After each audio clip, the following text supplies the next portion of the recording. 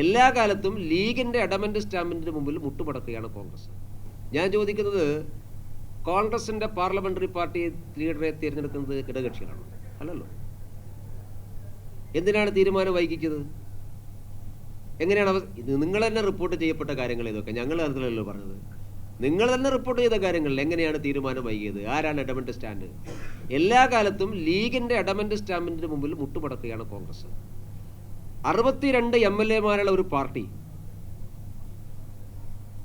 അതെങ്ങനെയാണ് 22 MLA-മാർക്ക് മുമ്പിൽ മുട്ടുമടക്കുന്നത്? അതിൻ്റെ ഇക്വേഷൻ എന്താണ്?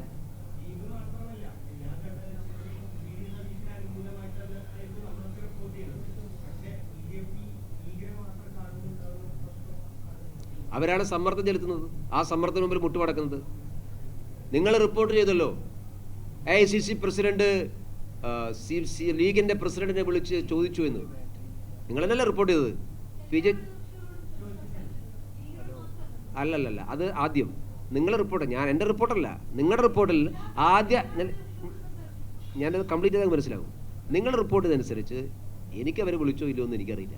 നിങ്ങൾ റിപ്പോർട്ട് ചെയ്തതനുസരിച്ച് ആദ്യം സംസാരിച്ചു, ഓക്കെ, അതൊരു എന്താ പറയുക, ഒരു മുന്നണി സംവിധാനം, ഓക്കെ. രണ്ടാമത് തീരുമാനം പ്രഖ്യാപിക്കുന്നതിന് തൊട്ട് മുമ്പ് എന്തേ പാണക്കാട് മാത്രം ഒരു ഫോൺ കോൾ പോയി? നിങ്ങളല്ലേ റിപ്പോർട്ട് ചെയ്തത്? അല്ലെങ്കിൽ നിങ്ങൾ റിപ്പോർട്ട് ചെയ്ത് തെറ്റാണ് നിങ്ങൾ പറഞ്ഞാൽ സമ്മതിക്കാം. നിങ്ങൾ റിപ്പോർട്ട് എല്ലാ കേരളത്തിലെ എല്ലാ മീഡിയയും ഒരേപോലെ റിപ്പോർട്ട് ചെയ്തു.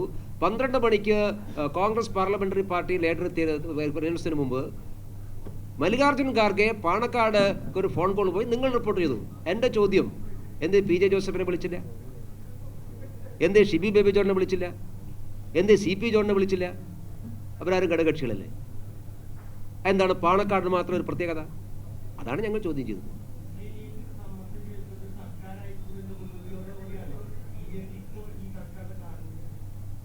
ആശങ്ക ഞങ്ങൾക്ക് മാത്രമല്ല, കേരളത്തിലെ എല്ലാ വിഭാഗം ജനങ്ങൾക്കുമുണ്ട്. ഞങ്ങൾ ആശങ്ക പങ്കുവെക്കുന്നു. ഇതിനാണ്, അത് സത്യമാണ്. മുൻകാല അനുഭവം അങ്ങനെയാണ്.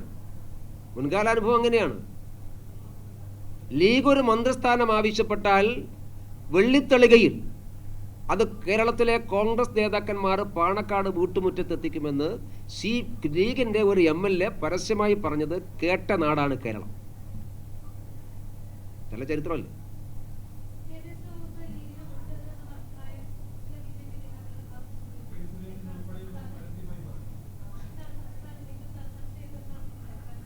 ഞങ്ങൾ പൊതുവായിട്ടുള്ള വിഷയങ്ങളെക്കുറിച്ചാണ് ചർച്ച ചെയ്തത്. ലീഗിൻ്റെ സമ്മർദ്ദത്തിന് വഴങ്ങുന്നതിനെക്കുറിച്ച് ഞങ്ങൾ ചർച്ച ചെയ്തിട്ടുണ്ട്. ആശങ്ക ഞങ്ങൾ രേഖപ്പെടുത്തിയിട്ടുണ്ട്. ബാക്കി കാര്യങ്ങൾ ഈ ഗവൺമെൻറ് അതൊക്കെ തീരുമാനം അനുസരിച്ച് പറയും.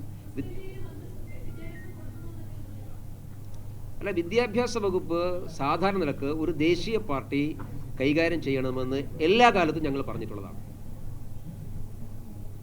അത് അങ്ങനെ ആയിരിക്കണം. നേരത്തെ LDF ആയാലും UDF ആയാലും അത് ഏതെങ്കിലും ഒരു പ്രാദേശിക പാർട്ടികൾ കൊടുക്കലാണ്. പ്രത്യേകിച്ചും ലീഗിന് വിദ്യാഭ്യാസം കൊടുക്കുമ്പോൾ അതിൻ്റെ അജണ്ടകളുണ്ട്. ലീഗിൻ്റെ അജണ്ട നടപ്പിലാക്കാൻ ശ്രമം ഉണ്ടാവും. അപ്പോൾ ഇത് കോൺഗ്രസ് ഏറ്റെടുക്കണം. ദേശീയ പാർട്ടിയല്ലേ, കോൺഗ്രസ് ഏറ്റെടുക്കണം. അത്രയേ ഉള്ളൂ.